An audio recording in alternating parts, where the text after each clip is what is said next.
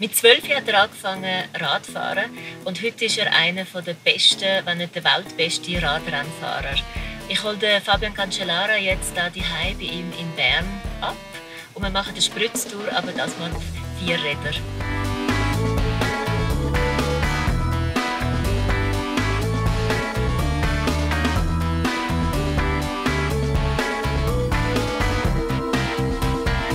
Jetzt hast ja du wirklich alles gewonnen, was man gewinnen kann. Olympiasiege, Weltmeister, wahnsinnig viele Rennen. Auf welchen Sieg bist du noch besonders stolz? Wenn man so viel gewinnt, dann hast du irgendwie das Jahr im Kopf, das Rennen. Aber am Schluss ist es 2013 Flandern, wo ich eigentlich nicht rein nur von der Kraft, sondern einfach vom Willen, aber einfach, es war eine mentale Stärke. Es war eine Perfektion von einem Tag. Es hat alles irgendwie zusammengepasst. Es ist das Rennen, Taktik. Ja, die Stefanie, meine Frau, die am Ziel war, einfach so wirklich The perfect match. the perfect match.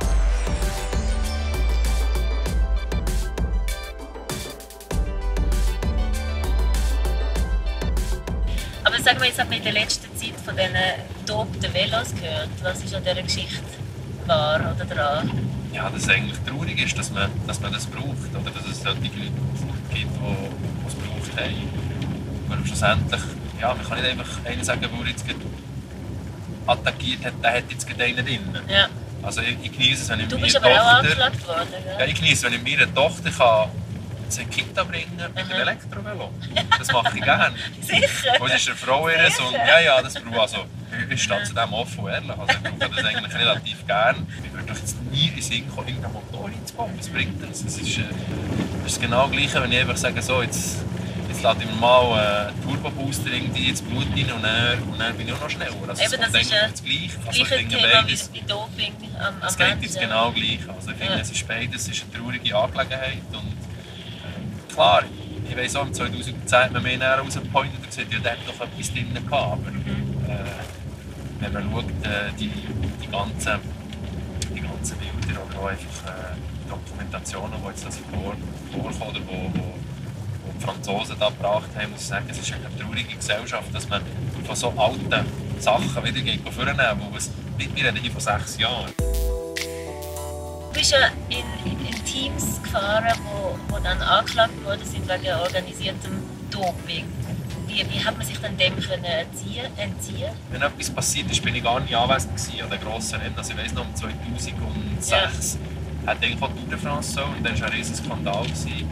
Und dort hat man mir eine Woche, 10 Tage vorher gesagt, dass ich die Tour de France nicht fahre.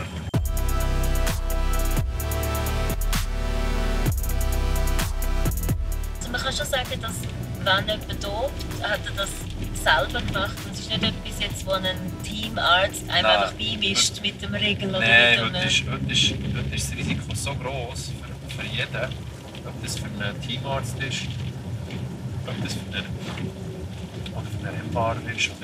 Also, es ist wir reden hier von 70 Arbeitsplätzen. Ja. Wir reden hier von einem grossen Budget, einer grossen Verantwortung. Also ich trage eine Verantwortung mit gegenüber meinem Team, aber ich trage nicht einmal das allein mit. Am Schluss ist es gegenüber meiner Familie, das Team, Fans, alles was rundherum ist. Aber es hat Zeiten gegeben, wo man quasi weg vom Fenster war, wenn man nicht dopt hat, oder nicht? Ja, das waren die Jahre. Ich kann schon da rechts, ein bisschen mehr in die Natur raus. Oh ja, gerne. Sehr schön ist es da. Ja, das ist 1998, ist das in diesen Jahren, also wirklich früher, war es so, auch so gewesen, im anderen Bereich, was einfach ist, statt das Kaffee trinken, geht man jetzt halt dopen, aber heute ist das kein Thema mehr. Was braucht es dann, um so erfolgreich zu sein wie du? Im Sport muss man Egoist sein, das ist mal ganz klar. Sonst, wenn man dann gegen Abstriche macht, dann leidet dann vielleicht auch die Leistung drunter, aber ich glaube im Sport allgemein, also es hat nicht jetzt mit dem Radsport allein zu tun.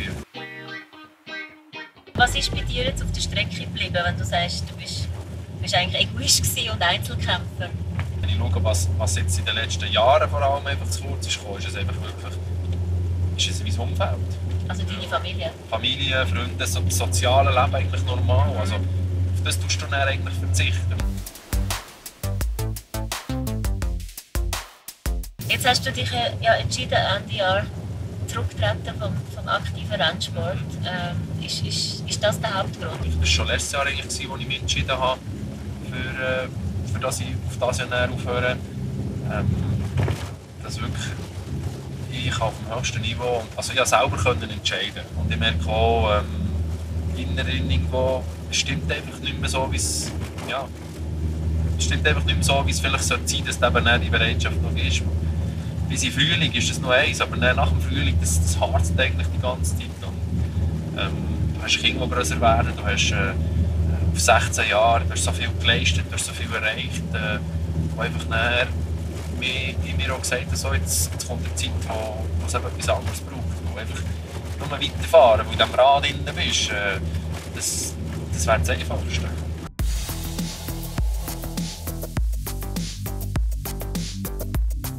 Aber was machst denn du, wenn du fertig bist? Wenn ich fertig bin, wenn wir nicht daheim hocken und Tee trinken und die Frau ärgern.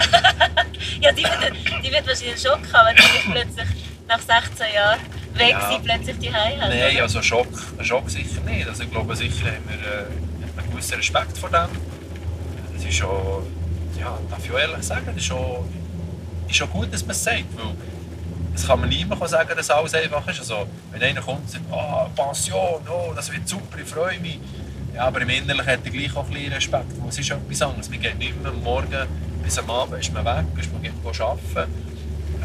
Ich habe einfach das Schöne, dass ich mit 35 noch einen grossen Teil von meinem Leben vor mir habe. Ja. Und ich will noch etwas bewegen, ich will noch etwas machen, ich will weiterkommen. Ja, heute daheim auch, wenn ich eine Dauer irgendetwas esse, dann ist das in 10 Sekunden ist das gegessen. Wenn ich etwas trinke, dann ist es in 2 Sekunden weg, das Trinken. Also, dass man wieder lernt, zu genießen, zu leben. Wo jetzt irgendwo, man hat das Gefühl, man genießt es. Und man genießt auf einen anderen ganz anders. Und das ist mir eigentlich auch wichtig. Also, wenn ich heimkomme, sagt die Frau schon, also, du langsam essen. Mit deinen Staubsauger.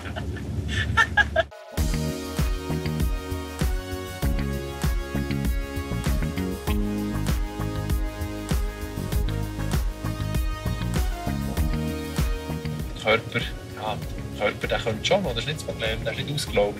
Der möchte es noch gut durchbeissen, aber es ist nicht der Körper, es ist schlussendlich ist der Kopf und das ist der entscheidet. Und er hat sich für etwas anderes entschieden. Das freut er sich jetzt.